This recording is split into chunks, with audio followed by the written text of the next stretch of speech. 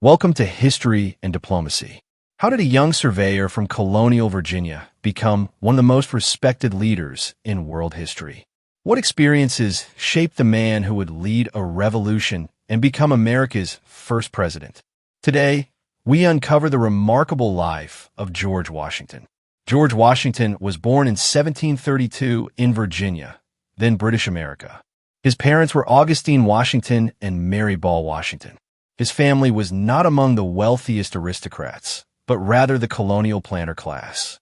After the death of his father, he inherited Ferry Farm and several slaves. He never attended a university and received a practical education in mathematics, geometry, surveying, agriculture, and military. He was part of a surveyor team in Western Virginia at the age of 16. He came to know about the rugged landscape of the Appalachian Mountains. In his next assignment, George Washington transferred to Culpeper County. During his posting, thousands of acres of land became profitable. In 1752, he began his military career as a major in the Virginia militia. At that time, France and Britain were competing for influence in the Ohio River Valley. He participated in the 7 Years' War as a young military commander. In 1753, he was ordered to travel into the Ohio Valley.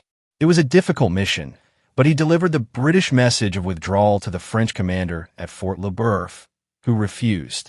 In his next assignment, he was sent with 160 Virginian militiamen to the Ohio Valley. He attacked a French detachment and killed 13 soldiers, including the commander Jumonville. France called it an assassination of a diplomat, while Britain called it a military engagement.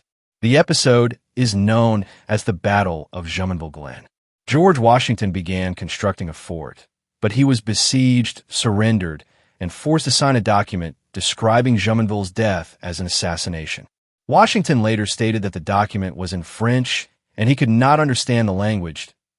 In 1755, George Washington reorganized defeated troops of Major General Edward Braddock after the Battle of Monongahela.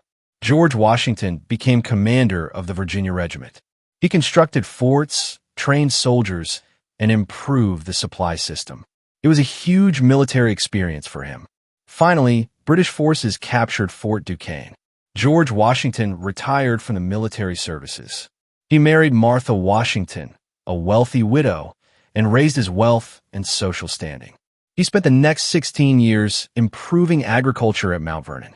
He favored liberty, but still had 317 enslaved people, which he freed all his personnel, enslaved people after the death of Martha Washington.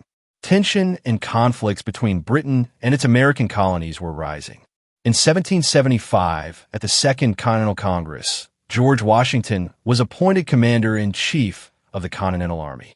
He defeated the British Army at Boston, the Delaware River, Princeton, and Valley Forge. Ultimately, the British General Charles Cornwallis surrendered at Yorktown and secured American independence. His services were admired and elected as the first president of the United States of America in 1789. He served till 1797 for 2 terms and refused a 3rd term. He died on December 14, 1799 at Mount Vernon. More than 2 centuries after his death, George Washington remains one of the most influential figures in modern history. His legacy continues to inspire historians, political leaders, and citizens around the world. Thank you for watching History and Diplomacy. If you found this documentary informative, please support the channel by liking, sharing, and subscribing.